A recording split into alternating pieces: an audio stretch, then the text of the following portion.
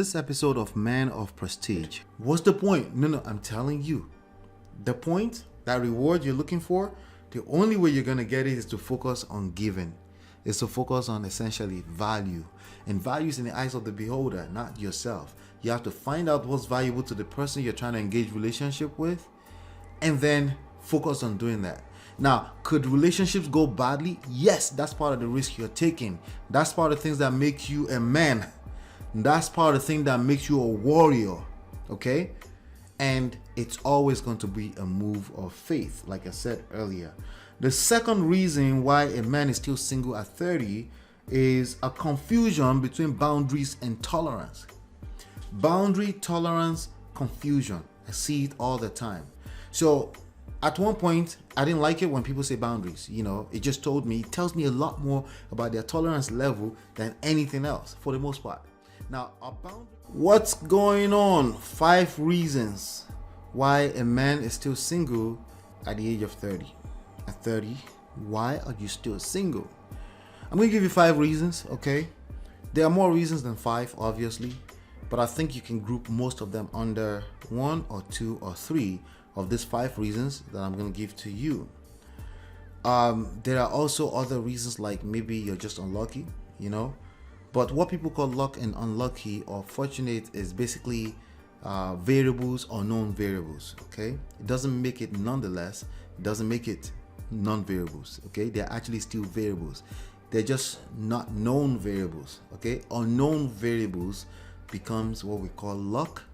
You're fortunate, you're blessed, even if that variable is spirituality, is still a variable considered by one person, a person, or a group of persons as variable. Okay, so with that being said, let's be clear here that there is a reason why someone is single at 30, and especially if we're talking about 40. Okay, let's just say 35 to be safe. Okay, you're single at 30, 35. You start to wonder, is there a reason? Is there something you're doing wrong? Well, personally, I don't believe in putting too much focus on right and wrong, because everyone has the right to be right. However, maybe there's some insights here and there that you can apply. Maybe it will work for you. Now, to be clear, I've never been single at 30, but I have quite a few friends that are single at 30. I have quite a few clients that I've dealt with, people that I've coached that are in that situation. And there's just 5 things that I find very common for the most part, okay? This can be applicable to the ladies too, but it's a little bit different. It's slightly different for the men. Why? Because men and women are different. Men and women are not equal. One is not necessarily higher than the other. They're just not the same, okay? All right, so it depends on who we're talking about, obviously. So the 5th reason why a man is still single at 30, the 5th reason is unrealistic expectations. Okay, that's it. Unrealistic expectations. What is unrealistic expectations? Basically, it comes down to one thing for me. When you expect a human being to be God or perfect, right? If you have this ideal in your head of what a wife is supposed to be, right?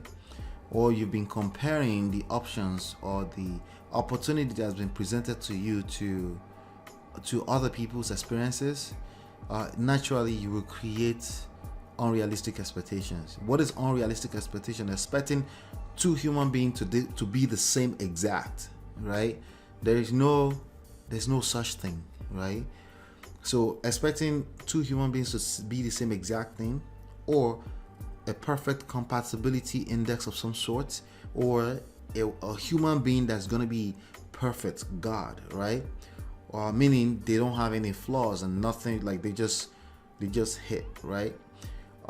Now these things are developed over time. You find out that when you were younger, you probably weren't so as particular, probably, right? There's a chance that you weren't as particular as you are right now. The reason is because the older you get, you build up more walls, right? You get hurt a little bit more, and then you try to protect yourself. And then what that usually means is that some opportunities will look like red flag to you, because your outlook on everything is basically the past bad experiences that you may have had, right?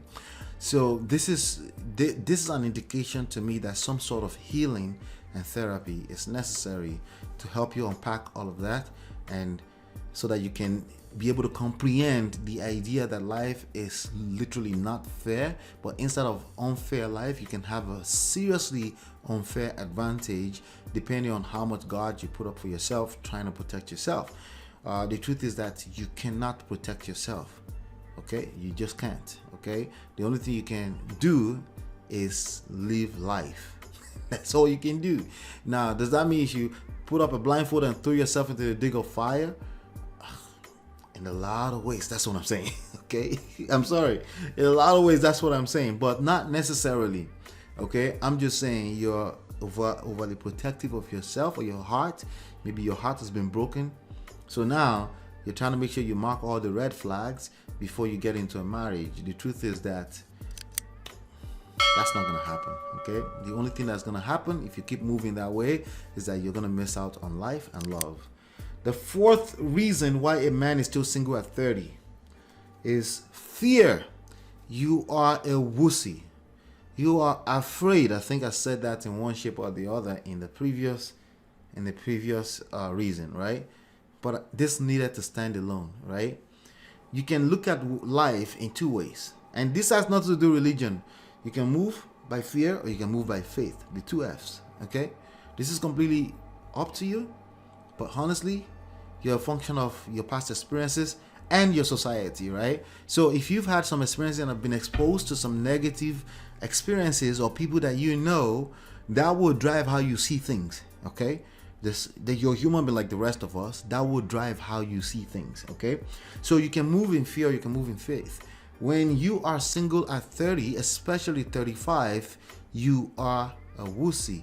There is a point or two or three times where you were supposed to make a move of faith, but you basically bitched out. Yes, this is the part where you bitched out, right? Bitching out is not when you engage a relationship with a young lady. It's actually when you try to avoid relationship with a young lady, when in fact everything says well, but because of your fear, because you're a wussy, you just see all the red flag, or you listen to the wrong gurus and they basically told you you're a simp. If you make the biggest move in life, create and nurture relationships. Every nation that I've conquered, they understand this. Every powerful person that I've conquered understands relationships. Yes, those are not necessarily romantic relationships, but there's something powerful about building a family with a nice young lady, even when she's not perfect. It's an ability, it's a skill set, and part of that skill set, you're gonna acquire that over time. But the first one is the willingness to take that risk. And if you are having a difficult time doing that, you are a wussy. And I don't mean that in a bad way. I just wanted to give you some tough love there. You're operating out of fear. The third reason why a man is still single, why you're still single at 30, 35, is you're selfish. And what that means to me is that you have no sense of service. Okay? You are thinking give and take, give and take, give and take, give and take, and you haven't settled in and say, you know what? Let me focus on giving. Can I give you a newsflash? You go into relationships to give, period. I'm telling you the truth. That's weird. What's the point? No, I'm telling you. The point, that reward you're looking for, the only way you're going to get it is to focus on giving. Is to focus on essentially value. And value is in the eyes of the beholder, not yourself. You have to find out what's valuable to the person you're trying to engage relationship with, and then focus on doing that. Now, could relationships go badly? Yes, that's part of the risk you're taking. That's part of the things that make you a man. That's part of the thing that makes you a warrior. Okay? And it's always going to be a move of faith, like I said earlier. The second reason why a man is still single at 30 is a confusion between boundaries and tolerance. Boundary, tolerance, confusion. I see it all the time. So at one point, I didn't like it when people say boundaries. You know, it tells me a lot more about their tolerance level than anything else, for the most part. Now, are boundaries useful and healthy in every relationship? Yes. But there's a certain place that you start to talk so much about boundaries that I know that you have low tolerance level, or you've had some bad experiences and you're projecting your past bad experiences on the future experiences. And if you're operating with so much talk of boundaries in your brain, yes, you will be single at 30 or 35. Why? Life is unfair. I'm sorry. Life is blissful when you don't know up to a certain level. So the idea of you actively trying to know everything, that's going to make you find red flags when actually those are green flags. It's basically illusions, right? Based off of your bad experiences. What do you need at this point? Healing, therapy, okay? Last but definitely not the least, the first reason why a man is single at 30 or 35, right? I think I should just add 30 or 35 to the title here, right? It's lack of leadership skills. That's it, okay? It's lack of leadership skills. Now, there are different types of leaderships, obviously, right? That's the one you could be managing 30 people at work, and you may suck at when we're dealing with relationships that are of heightened emotions, right?